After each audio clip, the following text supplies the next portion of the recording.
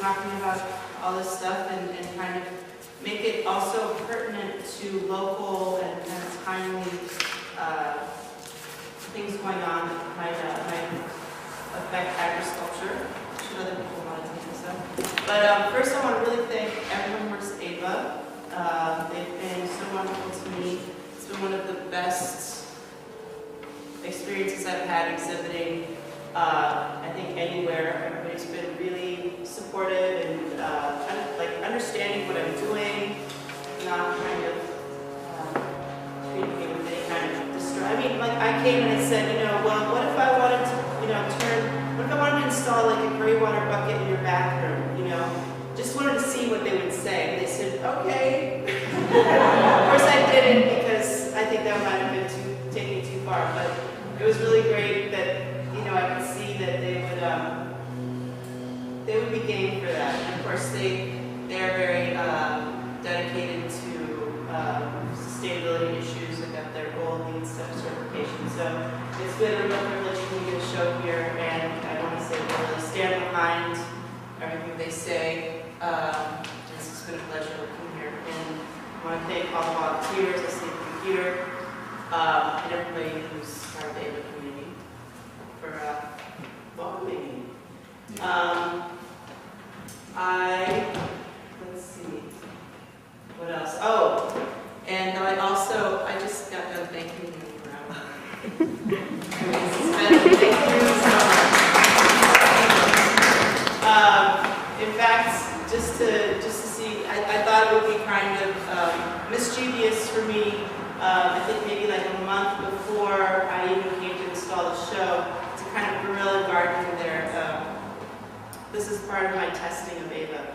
To guerrilla garden their landscaping. I got these plants that nurseries were going to throw out because it was kind of late in the season and they were looking kind of sickly. And I came one night at like 1 in the morning and like planted cabbages and tomatoes and peppers and cucumbers, all kinds of things in the landscaping. I just wondered if they would figure it out if it was me or I don't know how they would react, because some institutions can be very sensitive about their landscaping, and I've always been of the mind that public institutions, this is more, I guess you guys are kind of a private, nonprofit institution, but I always think cities and museums and schools, instead of planting, ornamental plants, which are great, could also plant, fruit and nut-bearing trees or tomatoes or, cabbages. It would be really beautiful. And these are things that people who have less resources could use. So that's kind of one of my side hobbies is making sure that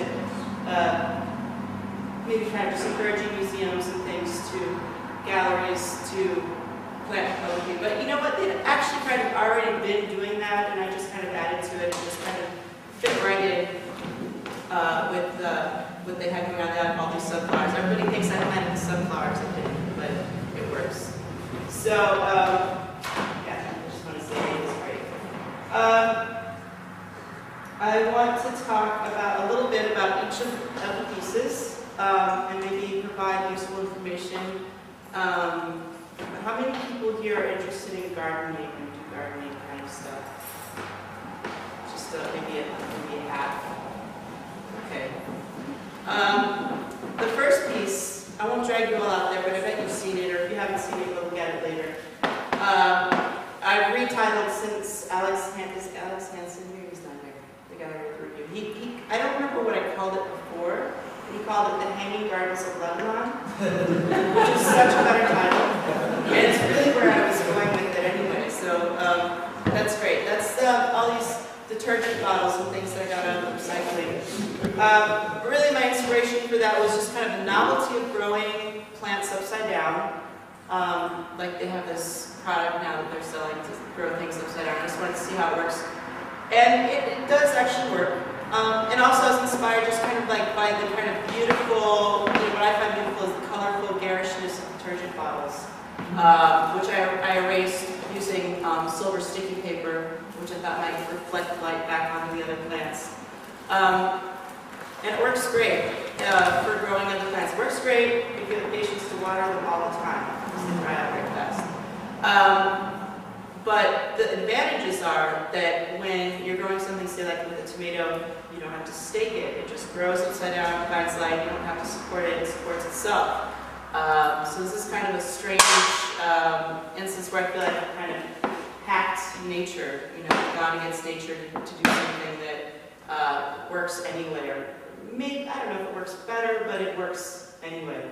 Of course, the whole history of agriculture is all about hacking nature as far as hybridization and breeding, all kinds of things. So I think it's been really successful. If you get a chance to see it, you'll even see like little pumpkins. I think pumpkins will work. If you want to try this at home, all my stuff is open sourced, so I encourage you to try it. The one secret to those is to wrap fabric or something around the stem of the plant before you put it. Like I start with a plant start, like a little seedling. Wrap fabric around the stem before I turn it upside down and put it through the hole of the bottle. The rest I think is self-explanatory. Just cut the bottom of the bottle and use ropes or something. But that keeps the dirt from running out when you water it. So it makes like a little way of holding and filtering that. That's the only secret. I thought about making a recipe card or like that, but I think it's pretty self-explanatory. Anyway, I think I recommend that design if anyone is, probably you guys aren't, but living in a small space or living in an urban environment. It'd be great for apartment dwellers.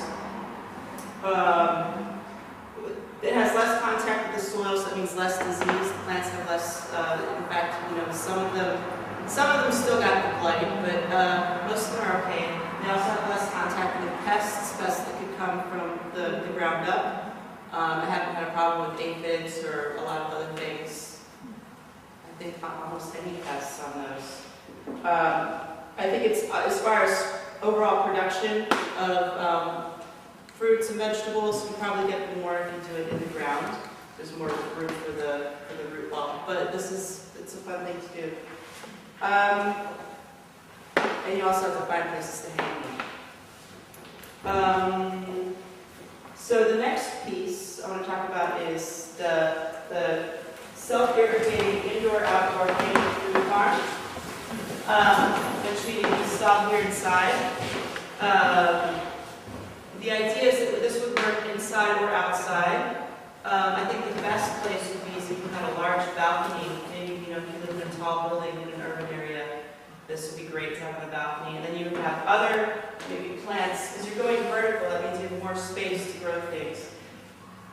And instead of just green things on the bottom, you could have other plants, trays of lettuce greens or something that would catch that water and use it. My inspiration with this was just aesthetics. I found all these red plastic coffee cans for recycling, and just really wanted to use them. At the same time, I found quotes at a construction site these red buckets, and they just kind of seemed like, Mama, Papa, and Baby Bear. And that's what pulled me towards this. They irrigate from the top. There's little drip emitters here. So theoretically, I know it looks like it would work because I have it up here, but this isn't actually